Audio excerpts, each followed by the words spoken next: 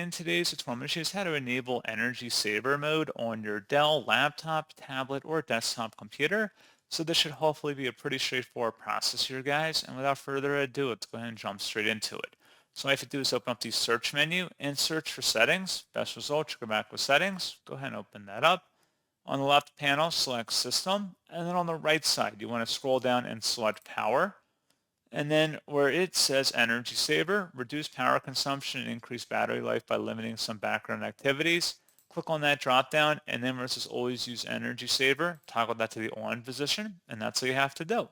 So pretty straightforward process, guys. And as always, thank you for watching. I do hope that was able to help you out, and I do look forward to catching you all in the next tutorial.